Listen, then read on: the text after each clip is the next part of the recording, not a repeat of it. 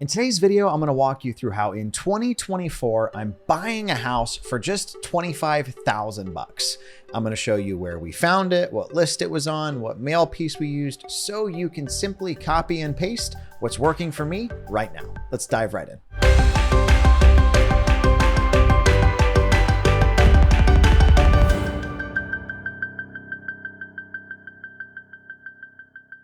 So this particular property we bought for $25,100. We're expecting our total renovation to come in right at about $65,000. That does include some things like holding costs, potential construction overages.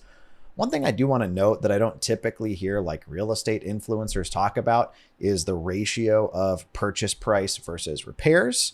This one isn't my favorite, and the only reason I'm doing it is because there's dramatic upside. I prefer most of my money to go to the purchase and, well, less of my money to go to the rehab.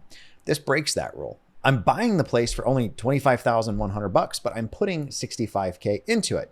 Now, the reason that I'm doing that is I believe it will sell to a retail buyer at around $170,000. Price point in our market sub 200K, things are still flying off the shelf, even with rates and this time of year. So love that we're taking something that's literally not financeable, not something somebody should be living in, and turning it into something that can go to a family. It's really a win-win. They get out of the property, we get another family in there, and we're going to be compensated handsomely for, quite frankly, the risk that we're taking on this sucker. Now, I'm going to literally hop into my screen share here, and I'm going to walk you through what list this was on, how to pull it. I'm going to walk you through what mail piece I would recommend, how to not even have to take your own phone calls, and where to measure and track everything. So let's dive in. So we pulled this particular list out of PropStream. PropStream is $99 a month. I've got an affiliate link that you can use if you want to support the channel or don't. They come with like a free 7-day trial. That $99 lets you rip out up to 10,000 records a month. So at a penny a record, that's really not a bad deal at all. Now, I'm going to show you this particular list we pulled and how to pull it in your market. So this particular deal was an expired MLS listing. So if we wanted to pull that list in your market, we're simply going to punch your market location in here. For the sake of this example, I'm just going to use St. Charles, Missouri. Helps if I spell Charles correctly. Next, we're going to click on this filter guy. We're going to go down to property characteristics. And we're going to select single family only because that's what this was.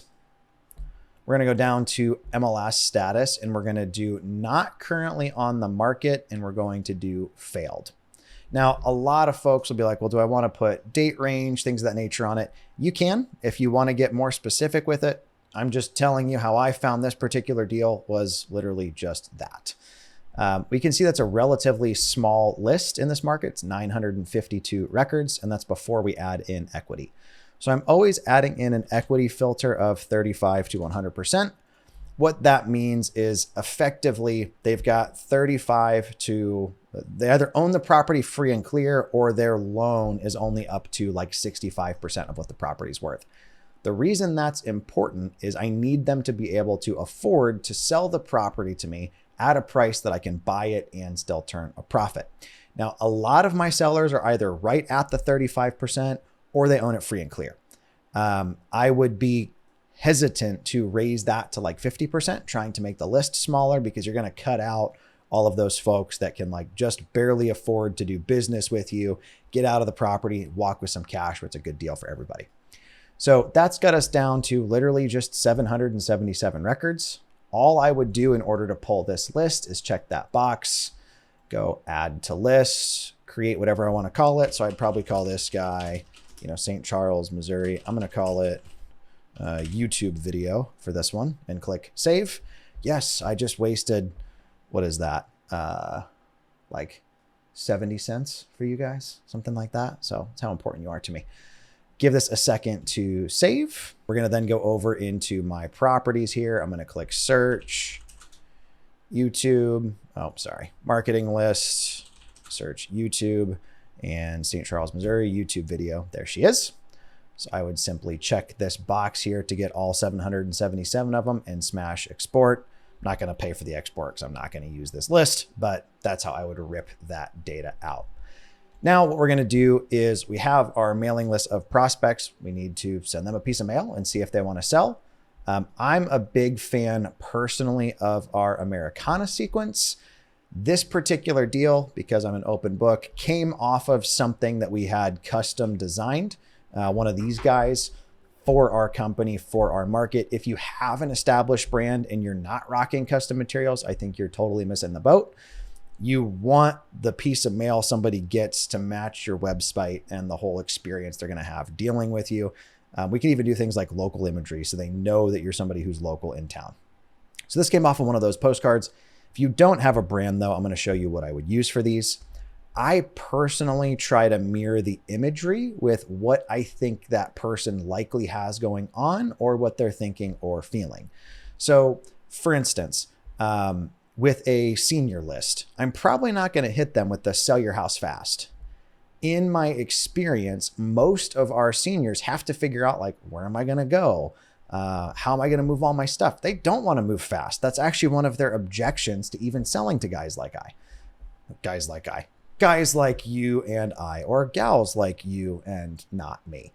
Now you've got under here, handwriting style. I personally always do cursive. I think it looks better. And to be blunt, we charge more for the non-cursive because it takes more time to do. It doesn't work better in my experience. So postcard style for something like this, I'm either going to do hassle-free, most likely, or I'm going to do something kind of jabbing a little bit at what went wrong. This is somebody that they tried to sell their property on the MLS and it didn't work. They did what they were supposed to do and the system let them down, right? So they wanted to sell the property, it didn't sell. So I might hit them with something like this. No realtor commissions, right? We have some other styles here in the comic card sequence. So you could do no commissions on that. These are older, but have absolutely cleaned up for us. We still sell a ton of them. They're actually on sale right now too. So at least at the time of recording this, or you could hit with another one that works well for folks that tried to sell is like the pick your closing date, like choose when the place is going to close. So I would want to take that list, add up, how many I'm ordering, add to cart, upload my list, check out. Now, one other thing we do is we do market branded. I'm a big believer that people want to know what kind of experience they're going to have with you before they enter into business with you. So they need to be able to see things like Google reviews, what sort of content you're putting out on social media. Are you even still in business?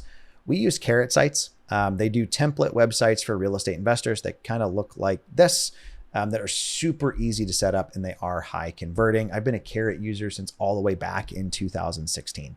I don't know when they started, but I think I was pretty early on there. We print that URL on every single piece of mail that we send. One thing we find is about half of our sellers actually get the piece of mail, go to our website and either fill out the form or call our tracking number there. So it's not a have to do step, but I think it does make a difference, particularly if you're in a competitive market. Now, if you have a day job and you can't take the phone calls, I own and use Call Porter. I started them back in 2017. They take around 15,000 calls a month right now for folks like you and I. So real estate agents and investors, that's it. So they're not pretending they know anything other than real estate. Then I'm measuring and tracking everything inside of Simply. I should probably do a totally just separate video on their list stacker. But one thing that's really cool is I upload all of my records into their software and I'm able to see exactly where this deal came from. So I can literally pull up the address and I know what piece of mail I sent, I know when I sent it, and I know what list they were on.